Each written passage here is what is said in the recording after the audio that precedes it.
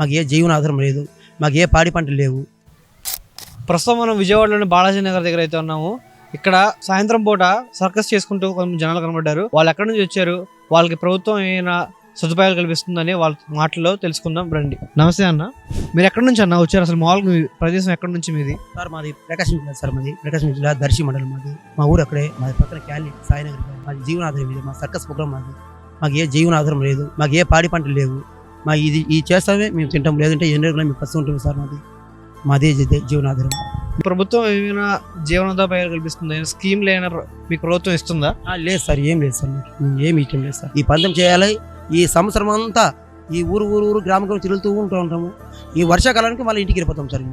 మాకు ఇల్లు లేదు సార్, మాకు మేము పూరి గుడిసి చేసుకుని ఉన్నాము. సంవత్సరానికి ఎన్ని చేస్తూ ఉంటారండి సర్కస్? ఎక్కడెక్కడ తిరుగుతూ ఉంటారు సంవత్సరానికి? ఇటు వెళ్తూ ఉంటాము, వైజాగ్ వరకు పోతాము, ఇటు బెంగళూరు వరకు, కడప, చెన్నై వరకు, బార్డర్ వరకు తిరిగి వస్తూ ఉంటాయి. ఈ మధ్యలో సంవత్సరానికి ఎంత సంపాదిస్తారు మీరు?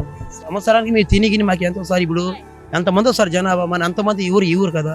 ఇప్పుడు అబ్బా అంటే ఒక 1800 వస్తాయి, రోజుకి 1700 వస్తాయి, వచ్చిన 2000 అటు వస్తాయి. మాకు ఇంక టిఫిన్కి, పొద్దున్న టిఫిన్కి, మధ్యాహ్నం అన్నానికి, సాయంత్రం అన్నానికి మొత్తం పోగా అబ్బా అంటే ఒక 1000 రూపాయలు మిగులుతాం మాకు రోజు.